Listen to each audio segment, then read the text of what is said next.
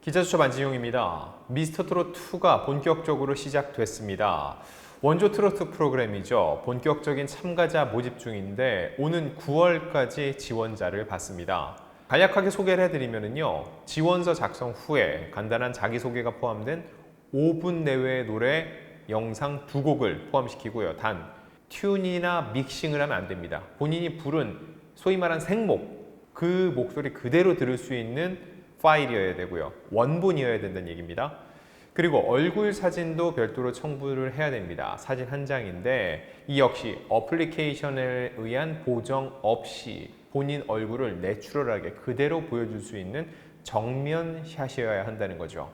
이미 숱한 이들이 미스터트롯2에 지원을 하고 있습니다. 제 주변에 친한 가수도 몇몇 전화가 왔어요. 질문은 그거였어요.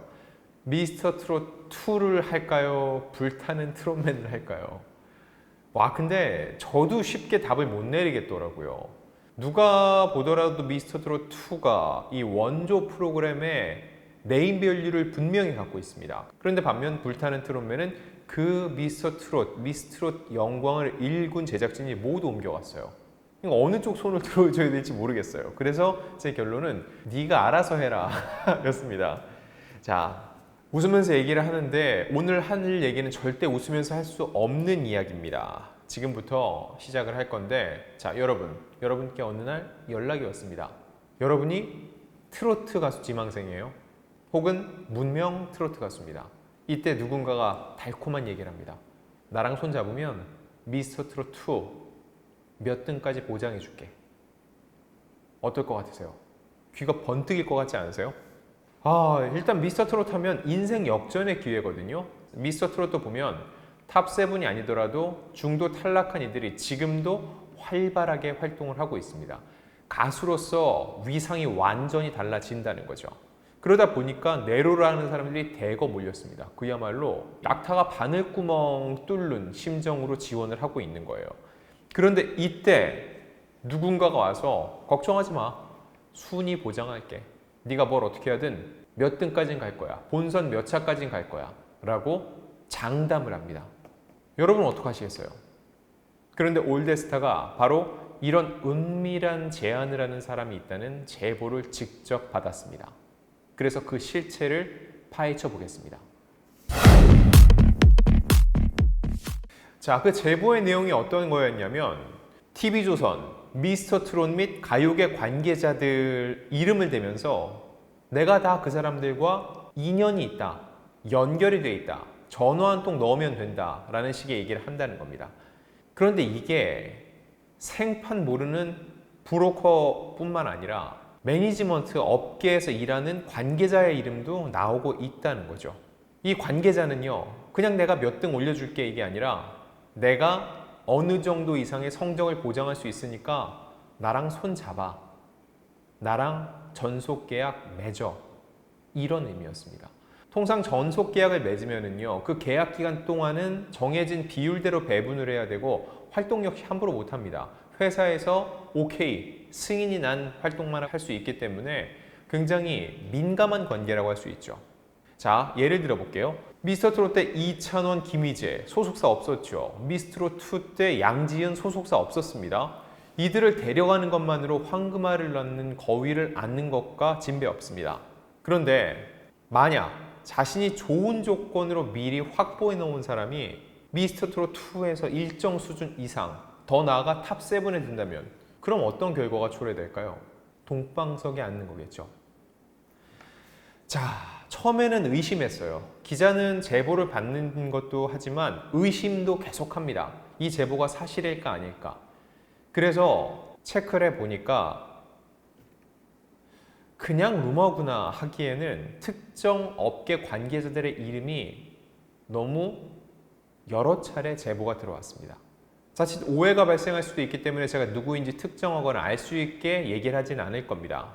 저뿐만 아니라 다른 기자들도 이런 제보를 받아서 알고 있고 관련해서 대화를 나눈 적도 있습니다.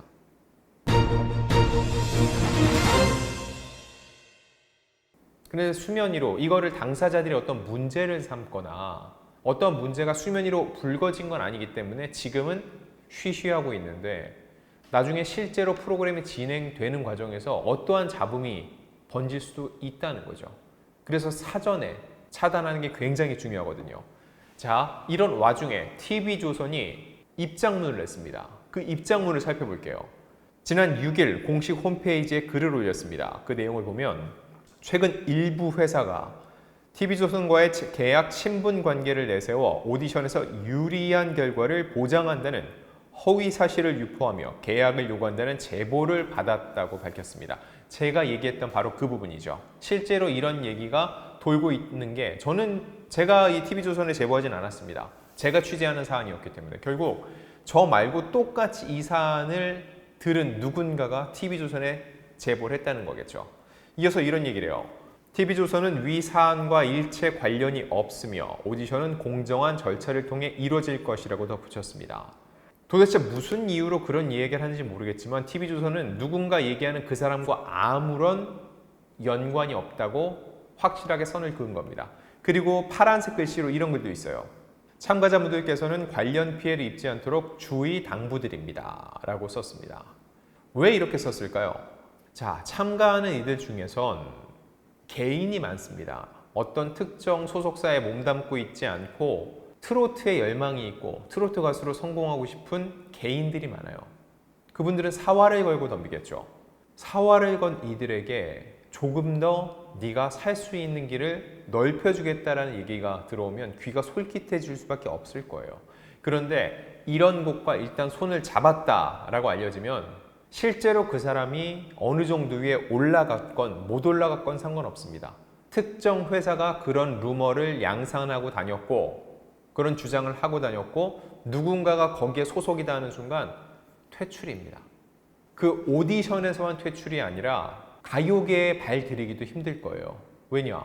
저 친구는 처음부터 불순한 의도를 갖고 가요계에 들어올 생각을 했다는 낙인이 찍히는 거예요. 그렇기 때문에 TV조선 입장에서도 참가자들도 관련 피해를 입지 않도록 주의 바란다. 그런 얘기 들어도 절대로 듣지 말라라고 미리 충고를 하는 겁니다.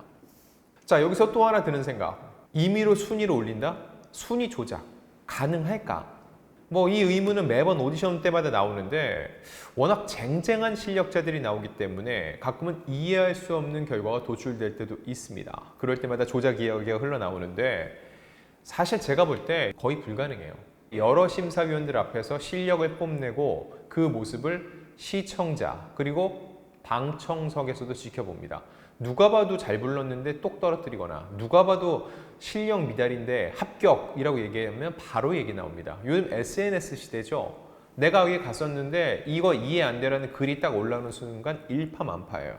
그리고 신청자 문자 투표 이거 전부 다 전산화되어 있습니다. 개인적으로 개입할 여지가 굉장히 적다는 의미예요. 그리고 또 하나 대중의 눈. 대중의 눈이 정말 무섭거든요. TV를 통해서 보고 있지만 저 친구가 탑 10에, 탑 7에 들만한 실력을 갖췄다, 갖추지 못했다 정도는 웬만한 귀로도 확인할 수 있다는 거죠. 이해할 수 없는 친구가 거기에 포함이 됐을 때는 곧바로 문제 제기가 나올 겁니다. 그래서 순위 조작은 사실상 쉽지 않다고 봅니다. 그렇기 때문에 그런 은밀하고 달콤하지만 독이 될 수밖에 없는 제안에 응하지 말라는 거죠. 그래도 순위를 조작할 수 있다. 그때는 어떻게 되겠죠? 프로듀스 101 꼴 나는 겁니다. 프로듀스 101 사태 기억나시죠? 메인 PD 징역 2년, 총괄 프로듀서 징역 1년 8개월, 보조 프로듀서 벌금 1,000만 원. 이건 명백한 범법 행위이기 때문에 그에 따른 응분의 대가를 치러야 된다는 거죠. 그리고 프로그램, 프로듀스 101 이 이후에 제작 안 되고 있죠. 방송사 입장에서도 그동안 키워온 IP, 이 프로그램을 통째로 날려야 되는 어마어마하게 위험한 발상입니다. 그런데 그걸 한다고요? 제가 볼 땐 어렵습니다.